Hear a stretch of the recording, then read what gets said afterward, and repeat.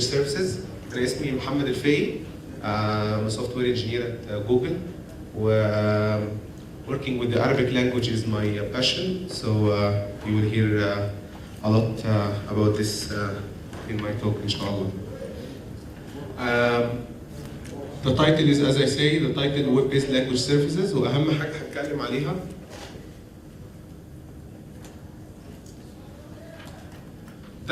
ثلاث حاجات في 3 products عندنا في جوجل. كلنا عارفين جوجل ترانسليت، و the second one اللي هو جوجل ترانسليتريشن اللي هو تعريب. حد عارف تعريب؟ حد ما يعرفش تعريب؟ انا يوم الصبح بس. وثالث حاجه تشكيل اللي هو Arabic diacritization. حد عارف تشكيل او حد ما يعرف؟ مين ما يعرف تشكيل؟ مين ما يعرفوش خالص او قبل ما نيجي دلوقتي؟ اوكي. هتكلم على الثلاثه برودكتس دول النهارده. كل برودكت من الثلاثه دول هدي بسرعه باك جراوند عن البرودكت دوت، وهدي بيزكس التكنولوجي اللي احنا بنستخدمها في جوجل علشان نديفلوب السيستم دوت. ف there will be a little bit of technical details في التوك هنا. I hope you would be okay with it يعني. وبرضه في الاخر ممكن هديك شويه I'll show you a demo of this application، ولو في وقت I'll go with you through the API and how to include or integrate with these products inside your website. Probably there won't be time, but find me afterwards if you have any questions or if you have more questions about the API. طيب اول حاجه هنتكلم عليها جوجل ترانسليت. كلنا عارفين جوجل ترانسليت طبعا، خلاص بيترجم من اي لغه لاي لغه ثانيه. وعلى فكره انا عندي اسئله كتير قوي هسالها لكم از كويزز كده في البرزنتيشن والماكس اهي. فاول كويستشن هساله لكم واي ثينك النهارده نيلسون اعطاكم الاجابه الصبح. كم لانجوج بنستخدمها في جوجل او كم لانجوج افيلبل في جوجل ترانسليت؟ تو فيو. 40 لا لسه.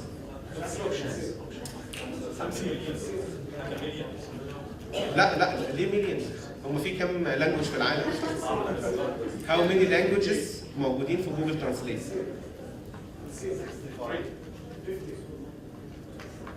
طيب مفيش حاجة. الإجابة الصحيحة لا خلاص. next question. الإجابة الصحيحة 57. عندنا ده معناه إن إحنا نقدر نترجم من الإنجليش لغاية 57 languages أو الأذر دايركشن كمان من ال 57 languages للإنجليش. خلاص؟ فعندنا 57 languages for translations. طبعا ايه الجاستيفيكيشن ان احنا نعمل جوجل ترانسليشن؟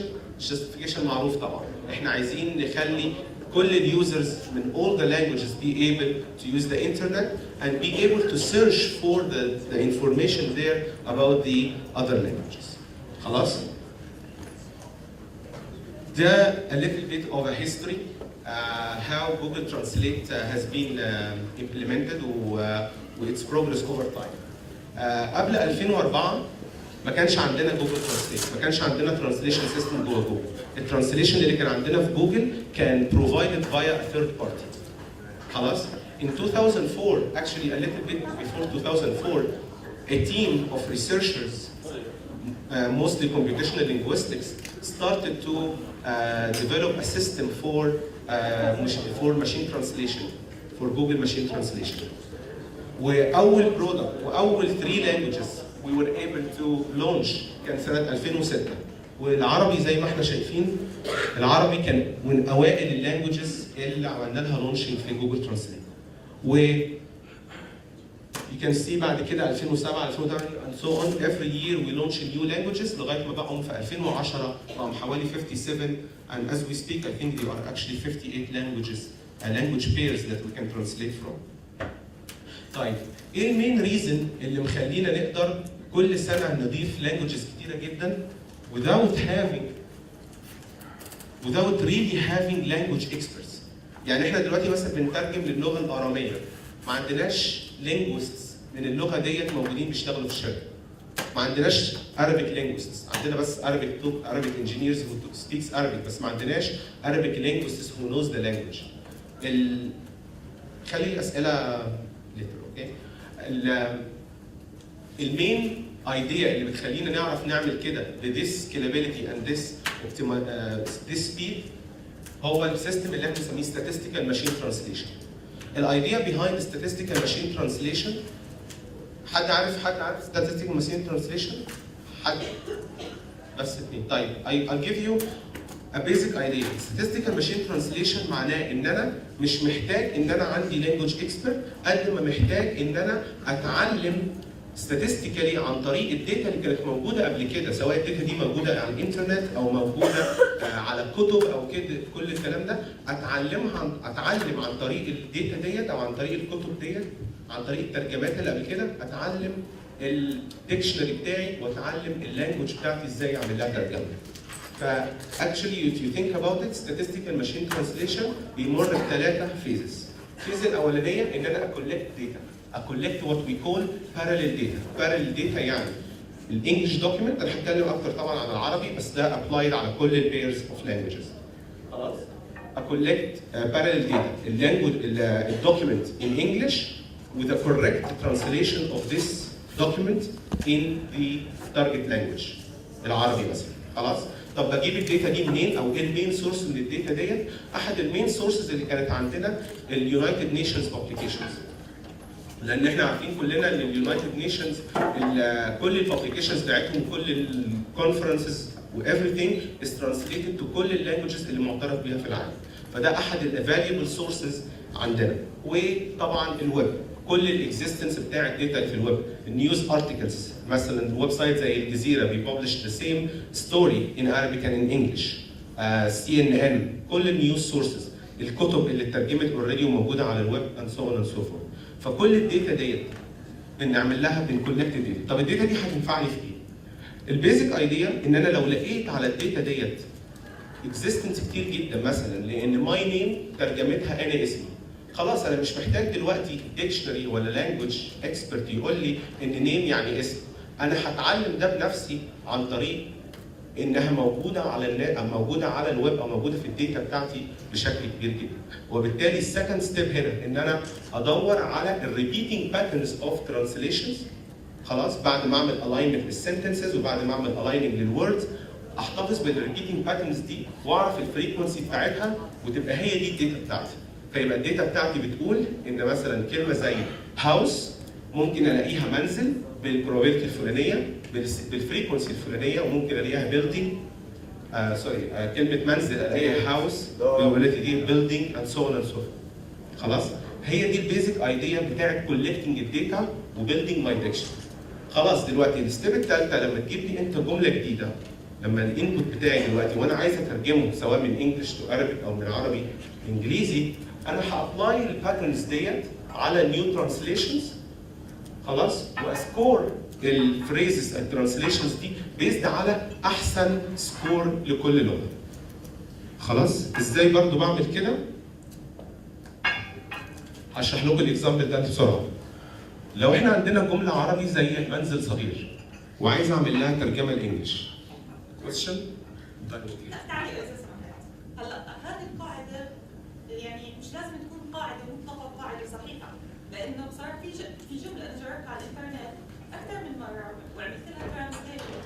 هلا السجستشن اللي موجوده واللي تم اعتمادها لا يعني المعنى تبع الموجود لها هو المعنى هناك معكوس تماما.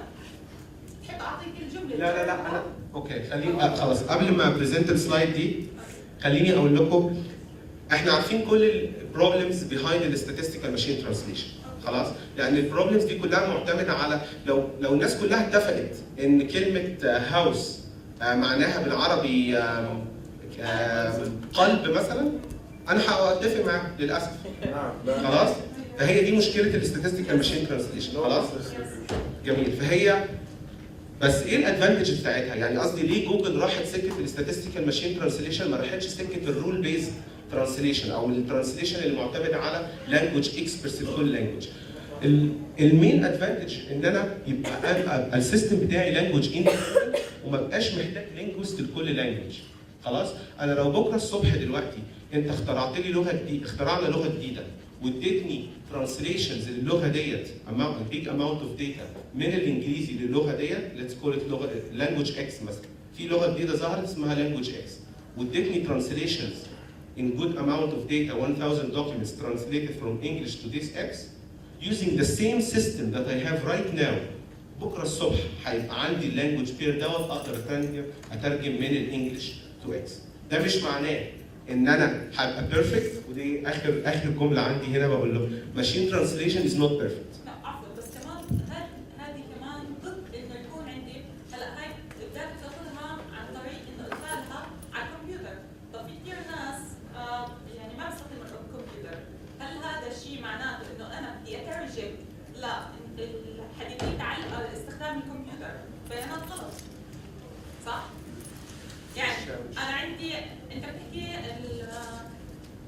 الهاوس استخدمناه انه ترجمناها قلب، صح؟ انا مستخدم جديد للانترنت، اجيت عملت سيرش هاوس طلع لي قلب، هذا حتعطيني ترجمه غير صحيحه مع انه اللي على الانترنت مستخدمين الها اتفقوا عليه. ماشي، بس احنا مش معتبرين ان الناس هتجتمع علينا وتغلطنا يعني بس مهما كان يعني the rest is correct يعني وبعدين ما حصلتش يعني عمرنا ما طلعنا ممكن اطلع لك ما طلعنا يعني in general يعني طيب يعني 99% of the cases ولا even 90% of the cases were correct. If you ask دايما engineers or computer scientists rather than computational linguists, how many linguists here? حضرتك مش linguist? I thought you are the only one. عادة in computer science يعني أو engineers they are satisfied with 90% accuracy, right? We're not seeking the 100% accuracy يعني. It's as advantages. It's good because at all the world, anybody can improve the data. Every millisecond, it will update. But it's good than rather systems. There is also one thing that I would like to mention in the learning phase. Learning phase بتاعتنا it's active learning or it's an incremental learning. So لو بعد ال1000 دول اللي ترجموا غلط، لو جم 1000 بعدهم وقالوا لا يا جماعه الكلام ده غلط هنعدل احنا الكلمه دي هتتعلم من جديد. تعتمد على العدد اللي يكون الاكسس للانترنت اكثر. هي عشان كده اسمها statistical machine translation. وده تاني كويز كنت عايز اديه لكم بسرعه كده. في جمله مشهوره عندنا في الشركه ان machine translation is not perfect but it's better than NT. لا اوكي، NT هنا معناها no translation، فيعني زي ما بنقول في مصر احسن من ما فيش.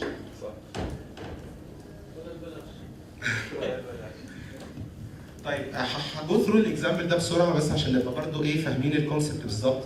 فلو انا عندي جمله زي المنزل صغير، اول حاجه بعملها على الجمله ديت من فروم ذا Arabic بقى برسبكتيف بنعمل حاجه اسمها نورماليزيشن او سيجمنتيشن، ان انا اريموف البريفكسز والسفكسز من الجمله العربي ديت. خلاص؟ دي الحاجه الوحيده اللي ممكن نقدر نعتبرها انها لانجوج سبيسيفيك، لانها بتفرق من لانجوج لثانيه الانفلكس او اللي هي السفكسز والبريفكسز ازاي تشيلهم من اللغه ديت. خلاص؟ فده اول حاجه بنعملها في العربي، ففي جمله في كلمه المنزل صغير بنشيل ال بتبقى لوحدها ومنزل لوحدها. خلاص؟ وبعدين بنبص في التيبل اللي انا قلت لكم عليه، فالتيبل ده كان بيقول لي مثلا ان ال كذا مره 70% اوف ذا تايم اترجمت ذات، 15% اترجمت ذات and so on and so forth. برضه كلمه منزل 80% لقيتها هاوس، 16% لقيتها بيلدينج، كل الداتا دي اللي هي الداتا اللي انا عملت لها كولكشن اوف لاين. خلاص؟ هي دي التيبلز اللي عندي دلوقتي. خلاص؟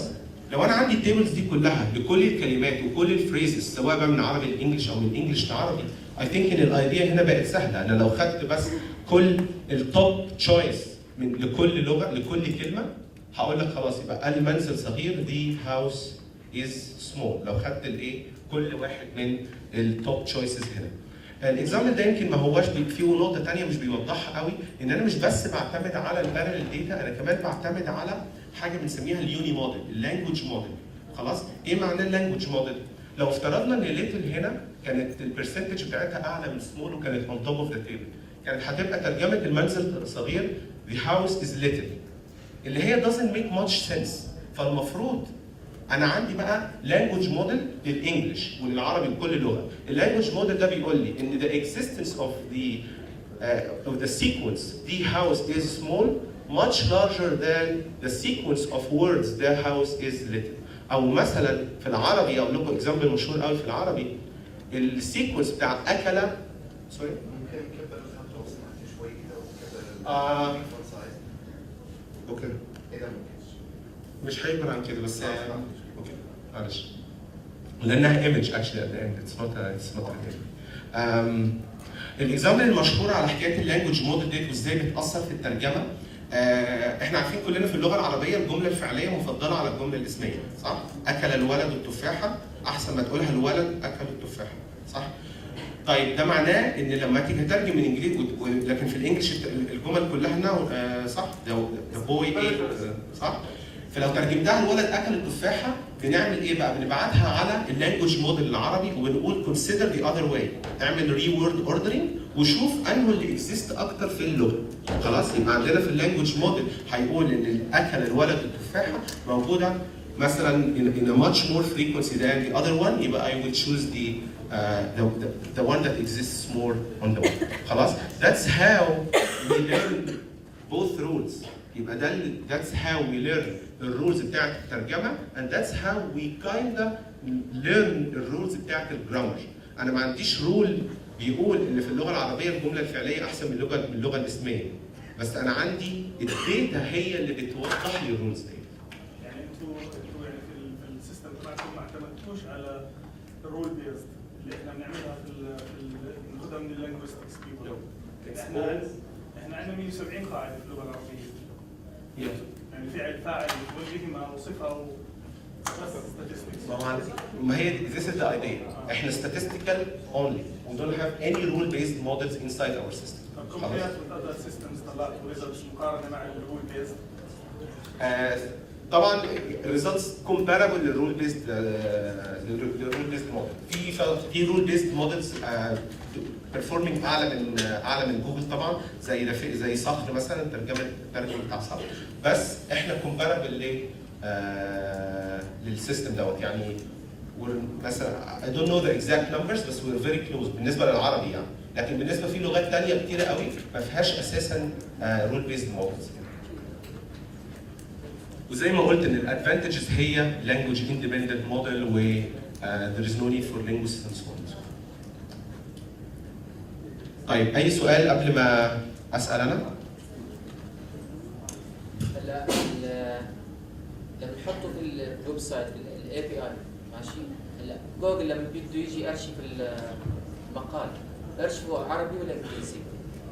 يعني بارشفه مرتين عربي وانجليزي ولا بياخذوا كوبي عربي وكوبي انجليزي؟ معلش مش فاهم. اندكسنج. هلا في عملنا ويب سايت اوكي حطينا في الاي بي اي تاع الترانزليشن اوكي هلا اجى الكرو بتاع جوجل بوت لما دخل على الموقع عشان يارشف راح يارشف عربي ولا انجليزي؟ هيارشف اللي انت بعت يعني انت في الاي بي اي يعني انت بتبعت له انجلش هياخد الانجلش ويترجمه لك عربي، بقى انت باعت له عربي هياخد العربي ويترجمه لك انجلش. You have the يعني when you call the API, it's a low-level API actually. It's an HTTP request, right? You specify the source language and the target language. Okay. طيب quick questions كده.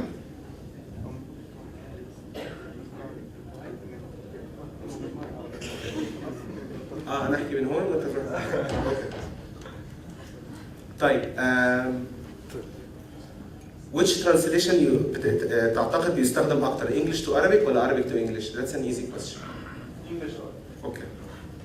طيب السؤال اللي اهم بقى اللي عليه المنطق. لا ليش؟ لا ده بعدين. نبقى نشوف المنطق. Where does it rank؟ تفتكر من التوب 10 languages اللي بنترجمهم في جوجل او اليوسج يعني العربي رانك نمبر كام؟ انا 4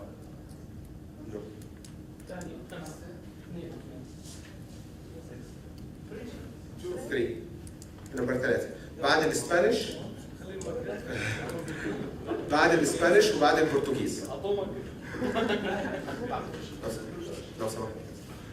خلاص؟ طيب واتس ذا توب Arabic country اللي بتستخدم ترانسليشن؟ السعودية صح.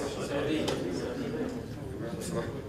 طيب آخر سؤال بقى، تفتكر الأردن نمرة كام في ترتيب الدول اللي بتستخدم ترانسليت؟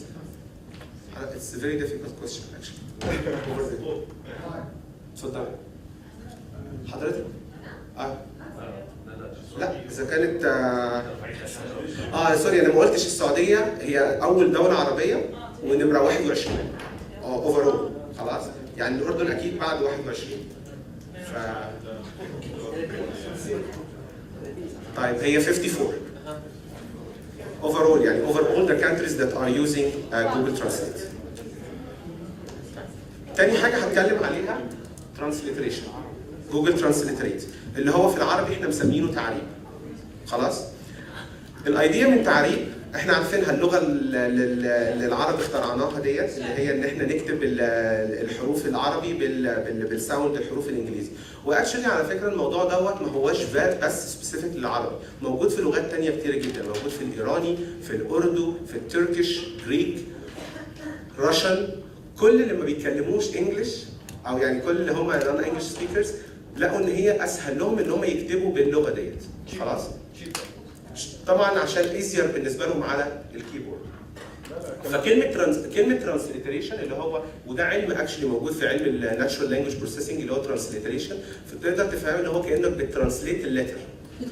كانك بترانسليت الليتر بس انت مش بترانسليت الليتر، انت بترانسليت الساوند بتاع الليتر. فالساوند بتاع التي هو الساوند بتاع تي. واحنا العربي على فكره العربي هي اللغه الوحيده اللي اخترعنا فيها الحاجات الارقام ان الثلاثه عين والسبعه ح وفي بقى ديفرنت من الجلف للايجيبت استخدام بقيه الحروف يعني. خلاص يعني فكان الجاستيفيكيشن ان احنا نعمل كده في جوجل. طبعا حكايه ان some people find it difficult to write on Arabic keyboards وكده، بس الجاستيفيكيشن الاهم من كده ان كان في كونتنت كتير جدا موجود على الانترنت مكتوب باللغه ديت جوجل نفسها مش عارفه تعمل له اندكسنج، لا عارفه هو عربي ولا عارفه اذا كان هو انجلش. هو طبعا definitely it's not English although it's written in English characters بس it's not English. ومش عارفين ان هو عربي وبالتالي it's like a taboo content كده that black content جوجل مش عارفه تعمل دي حاجه. والكونتنت ده في منه بعض الكونتنت اليوسفل، في بعض الكونتنت ده موجود اغلبه طبعا موجود في الفورums وكده، فايتس لايك there is content that is somehow useful but we cannot provide it to our users. خلاص؟ فكانه بقى useless content. فعشان كده فكرنا في التول ديت علشان خاطر نعمل اندكسنج للداتا ديت للكونتنت ده ونبروفايد لليوزر بتاعنا. little bit of background behind البروجكت دوت. ما كانش لما احنا فكرنا فيه نعمله بالنسبه للغه العربيه ما كانش اول ناس احنا نفكر فيه، قبل كده كان قبل 2008 كان موجود بالنسبه للغه الهنديه وتشاينيز والراشن والجريك. لما احنا في مارش 2008 لما بدانا المينا تيم او اللي هو الارابيك انجينيرنج تيم، احد الايرلي بروجكتس او الايرلي ايدياز اللي وي هاد ان احنا نعمل البروجكت ده، وبدانا 2 انجينيرز من جوجل نشتغل في الموضوع دوت، وكان معانا سمر انترن من جامعه القاهره اكشن.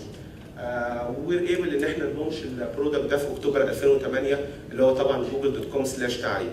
الميزه في google.com/تعريب ان هو مش بس عربي، يعني لو وريتكم بسرعه دي كل اللانجوجز اللي احنا بنعمل عليها ترانسليتريشن. عشان كده انا قلت لكم ان هو مش something specific للعربي ولكنه موجود للهندي، للبرشن اللغه الايرانيه، راشن، جريك and so on and so forth. خلاص؟ طيب بنفس الفكره برضو ايه اللي مخلينا نعرف نعمل ترانسليتريشن او ايه السيستم اللي بيهايند الترانسليتريشن او اللي هو تعريب بالنسبه للغه العربيه؟ الموديل اللي بنستخدمه هنا اتس رول بيزد ترانسليتريشن موديل. خلاص؟ طب ليه احنا هنا رحنا للرول بيزد ما رحناش للاستاتستيكال؟ لان لو فكرنا في الرولز هنا اسهل كتابتها وعددهم التراكتابيلتي بتاعتهم اقل بكتير قوي من الجرامر رولز. خلاص؟ at the end مثلا اعتقد بالنسبه للغه العربيه كانوا حوالي بس few hundred rules، يعني ما اقدرش اقول لكم الرقم بالظبط بس few hundred rules. خلاص؟ الرولز بتبقى شكلها ايه؟ بتبقى شكلها من A to B او من ال letters of the source language اللي هي مثلا من الانجلش للعربي. خلاص تي جوز تو تي وهكذا. بس ده مش كفايه برضه، لان ده ممكن يجنريت فور ذا سيم انجلش وورد different suggestions، صح؟ لان او لو تفكر فيها من الناحيه الثانيه، نفس الكلمه العربي ان بتتكتب بطريقه مختلفه، في مصر بيكتبوها بطريقه، في الاردن في الشام مثلا او في الاردن بيكتبوها بطريقه ثانيه، في السعوديه بيكتبوها بطريقه ثالثه، صح؟ الجيم والجيم، صح؟ يمكن من اشهر الحاجات. وبالتالي عندنا عشان نعمل رانكينج او عشان نديك السجستشنز صح، بنعمل حاجه اسمها الليتر جرام فريكونسي. اجين الفكره بتاعت الفريكونسي زي الفكره بتاعت الفريكونسي بتاعت الترانسليشن او بتاعت اللانجوج موديل. في الفريكونسي دي بنعمل ايه؟ بنقول ان السيكونس اوف ليترز دول في العربي، في اللغه العربيه مثلا، اكزيست مور عن السيكونس ده، فانا عندي كل سيكونس اوف ليترز في العربي الفريكونسي بتاعته. طب ده بيفيدني في ايه؟ بيفيدني اني ارول اوت السيكونس اوف ليترز اللي هو از نوت بوسيبل مثلا في العربي. خلاص؟ يعني مثلا لو فكرت مثلا معلش هستخدم اسمي عشان اول حاجه جت على بالي، فميم ح ميم د مثلا هلاقيه موجود كتير جدا على الويب، فهيبقى ستاتستيكالي اوكي، لكن ممكن نفس الكلمه الانجليش انت تكتبها بطريقه تبقى الترانسليشن بتاعها ميم ح ميم الف د. خلاص؟ بس لو بصيت على النت او بصيت على الويب في الاكزيستنس هلاقي ان الفريكونسي بتاعتها قليله جدا، يبقى انا الاحسن ابروفايد ويتش وان اللي هي من غير الالف. يبقى هي دي فكره الليتر جرامز. يبقى انا في الاخر الرانكينج بتاعي بتاع السجستشنز معتمد على حاجتين، معتمد على الرولز ومعتمد على الليتر جرام فريكونسي بتاع اللغه العربيه. خلاص؟ وزي ما قلت كلمه ليتر جرام معناها سيكونس اوف ليترز اند ذير فريكونسي. بالتالي ولو قطع دقيقه، اذا انتم اتجهتوا للرول بيزد هنا لانه ما فيش ستاتستكس عليه كثير. لغايه لما احنا بدانا السيستم ده ما كانش فيه statistics عليه. However, two of the algorithms that we are using for Google تعريب وهم actually يعني two innovative algorithms that we patented. One of them is called transliteration rule evaluation system. ان احنا بنعمل optimization للرولز علشان خاطر using training data. خلاص؟ فانا using some training data that we have, we try to learn the weights of these rules, or we try to learn new rules. This system and this other system برضو اللي هو معتمد على اليوزر، لما اليوزر بيختار other option، يعني اليوزر ما عجبوش السجستشنز اللي انا اديتها له فاعطاني سجستشنز ثانيه. طب ازاي عايز اتعلم من اليوزر دوت السجستشنز دي؟ عن طريق ان انا بكولكت الداتا دي من اليوزرز، بكولكت بقى الداتا اللي موجوده على الويب سواء جايه من اليوزرز او انا عرفت عن طريق السيستم الاولاني ان الداتا دي ترانسليتريشن بتاعت الداتا دي، بكولكت الداتا دي وبعمل حاجه شبه اللي جوجل ترانسليت بتعملها، ان انا بكولكت الستاتستيكالي سيجنيفيكانت باراليل ليتر جرامز، انا ببقى عارف ان السيكونس اوف ليترز ده الترانسليتريشن بتاعه هو السيكونس ده، وبضيف دول على الرولز بتاعتي. يبقى انا كان الانيشال سيت اوف رولز هي بس كانيشيال هتشتغل، وبعد كده ببوت ستراب يعني باكستند او بانكريمنتالي ليرن نيو رولز، وممكن افيز اوت سم رولز بيزد على الداتا اللي جايه لي من اليوزرز لما استخدموا السيستم ده، او بيزد على الداتا اللي انا ممكن الاقيها على الويب. اوكي؟ معلش خلينا ناجل الاسئله لغايه الاخر عشان I have one more system to talk about قبل بس ما ايه ما نخلص. ونرجع شويه كويزز كده. طيب انا وريتكم ان في الترانسليتريشن اللي هو تعريب دوت في كذا لغه، صح؟ Arabic, Russian and so on. تفتكروا العربي نمره كام في اليوسج؟ ثلاثة؟ لا خلاص نمبر 2 خلاص. نمبر واحدة هي نمبر واحد الهندي، فدي أكثر لغة الناس بتستخدم الطريقة دي معاها، نمرة الهندي. طيب تفتكر كام كلمة في اليوم بنعمل لها ترانسليتريشن؟ مش بس على الويب سايت اللي هو google.com/تعريب، بس على كل اليوسج.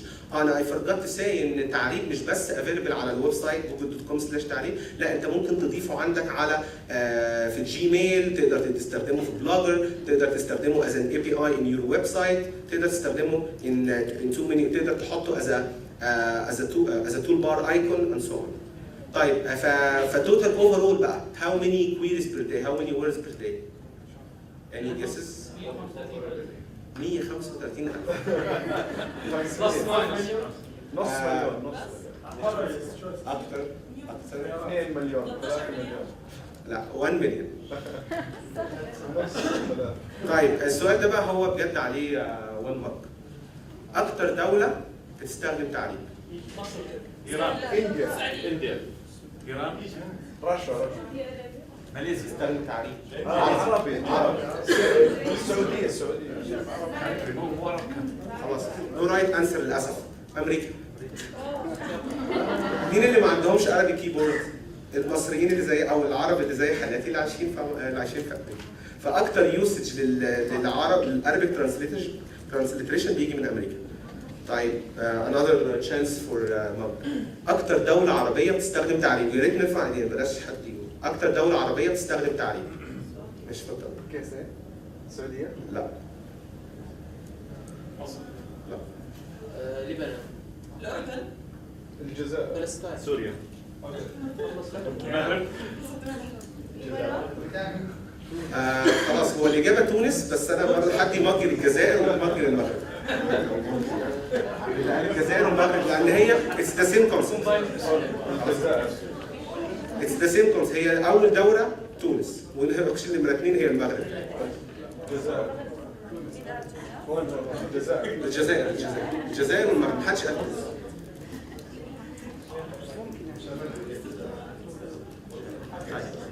ثالث حاجه هكلمكم عليها بسرعه لان انا ام رانينج اوت اوف تايم للاسف، هي تشكيل Arabic diacriticization.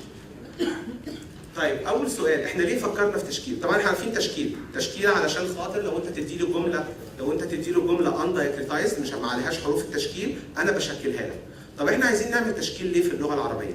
اهميه التشكيل اول حاجه نفكر فيها text to speech. اهم حاجه احنا محتاجين تشكيل ليها علشان نعرف نخلي الكمبيوتر يحول التكست يعرف يقراه. خلاص؟ طب ايه مشكله العربي يعني في الموضوع دوت؟ مشكله العربي حاجه سهله جدا او حاجه سيمبل قوي. ان احنا لو عندنا كلمه 3 حروف زي دول عين ولام وميم محدش هيعرف يقراهم ازاي؟ طبعا احنا هنعرف لو موجوده في كونتكست انت هتعرف اذا كانت دي علم ولا علم ولا علمه and so on and so forth. هتعرفها من الكونتكست، لكن لو من غير كونتكست مش هتعرف خالص دي تتنطق ازاي. خلاص؟ والنطق ده بيعتمد جدا على التشكيل لان العربي التشكيل ده في العربي بنسميه شورت فاولز، حروف المتحركه بس تحرك صغير، يعني بنسميها شورت فاولز في علم اللينجويستكس. خلاص؟ وهي دي اللي بتخلي تعرف تقول علم عن علم. خلاص؟ ما بتحطش الالف. المشكله دي موجوده بس اكستنسفلي في العربي. طبعا مش موجوده في الانجليش لان الانجليش الفاولز كلها موجوده تو فيري لو اكستنت في الفرنش، بس اتس فيري سبيسيفيك للعربي. خلاص؟ فزي ما بقول ان الدياكريتايزيشن دوت او التشكيل بدا از انيشال تاسك لتكست تو سبيتش، وبعدين لما خلصناه وات واز ا سكسسفول وان عملنا له لونشنج في لابس في مارش 2010 و at the time that we launched this تشكيل اليوسج بتاعه كان like number 4 used labs application worldwide. على قصدي worldwide يعني across all Google Labs projects. تشكيل كان number 4 in usage.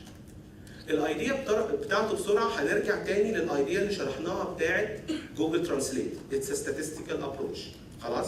We don't have rules, we don't know the meaning of the word, we don't have a morphological analyzer.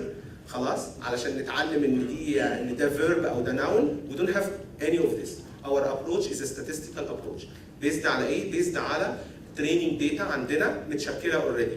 الداتا دي جبناها منين؟ عندنا مثلا احد السورسز القرآن كله ديجيتايزد وطبعا ده متشكل، وعندنا السورسز الثاني اللي هو الويب اللي احنا يعني وي ماستر ذا ويب زي ما بنقول يعني، وعندنا الداتا كلها يعني. خلاص؟ اي داتا Arabic داتا موجوده على الويب متشكله اوريدي هتعتبر احد السورسز بتاعتي. خلاص؟ والبروميس هنا ايه؟ ان الناس برضو على حق، لو كلمه معينه موجوده على الويب بتشكيل معين extensively we rely on this. بس طبعا زي ما اتفقنا في مشكله عين واللام والميم، الكلمه لوحدها ما هياش enough، لازم الكونتكست معاها. خلاص؟ فat the end it's a probabilistic model، يعني مش عايز احط الماثيماتكس بس هي at the end it's a probabilistic model، كانك بتدور ايه البروبابيلتي ان الحرف الكرنت ليتر عليه العلامه ديت سواء فتحه او كسره او ضمه given الكونتكست، given الحروف اللي قبليه والحروف اللي بعديه، ومش بس على الكلمه، لا مش بس على كلمه واحده، على الكلمات اللي حواليها، علشان انت مش هتعرف ان عين لام ميم دي هي علم الا لو بعدها كلمه الاردن مثلا، لكن لو بعدها كلمه الكيمياء تبقى دي علم. خلاص؟ فانا عشان اتعلم الكلام ده كله فانا مش ببص بس على الكلمه، طبعا مش ببص بس على الحرف، ببص على اللي حواليه، ومش ببص بس على الكلمه، ببص كمان على اللي حواليها، مش بس اللي بعدها، ببص على النيبرنج ووردز كلها. وطبعا as more as you increase the window you get better accuracy. خلاص؟ quickly كده الاكيورسي بتاعتنا كانت وصلت لحوالي 90% precision using what we call the Arabic tree bank, and actually the Arabic tree bank is available on the web, so anyone can download this data. It's very good source of training data for تشكيل, for pattern, for part of speech tagging. لا, العربيك tree bank is not created by, it's probably, actually one of them created by University of Pennsylvania, and the other one is created by Prague University in Czech. So there are two sources for the Arabic tree bank that people using it. This is a main source, as I say, للtranslation وللتشكيل ولكل الحاجات using Arabic. In 1 minute, معلش نوها, I'm sorry, I'll show you a very cool usage للتشكيل. خلاص؟ تشكيل زي ما موجوده في الويب سايت اللي هو تشكيل.googlelabs.com موجوده as an API. الويب سايت ده it's not Google related. محدش يعني مش جوجل اللي عملته، اسمه الوزان. خلاص؟ كل اللي بيعمله الويب سايت ده ان هو بيوزن ابيات الشعر. خلاص؟ تعالوا نعمل مع بعض الاكسرسايز ده. هستخدم تعليق وانا بكتب. خلاص؟ فهكتب بيت الشعر ده اللي كلكم عارفينه.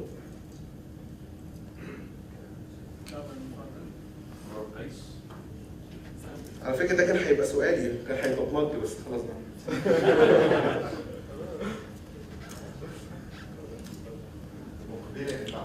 ايوه سامي.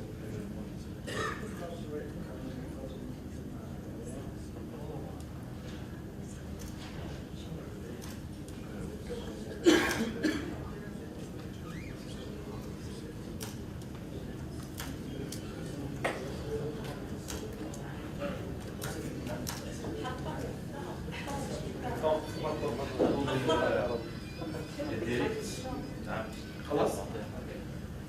لو انا حاولت استخدم، لو انا قلت له دلوقتي هات لي البحر بتاع البيت دوت مش هيعرف.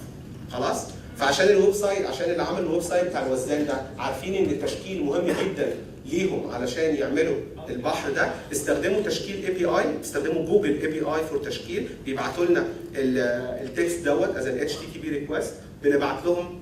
فلما بتكليك على البطن ده مساعد التشكيل هيروح لجوجل، جوجل هترد عليه بالتشكيل، هيظهر التشكيل. اوكي؟ بعد ما تشكل لما تقول له بحر البيت هيعرف ان هو بحر الطويل. فthis is a very cool usage of تشكيل، وزي ما قلت اي حد يقدر يستخدم الاي بي اي دوت. وسريعا الاي بي اي تقدر تجيبه عن طريق الويب سايت ده code.google.com/api/language، هيقول لك ازاي تستخدم الاي بي اي بتاع سواء ترانسليت او ترانسليتريت او تشكيل. ده شكرا جزيلا، ولو اي اسئله خليها اوتسايد عشان I already took from the time from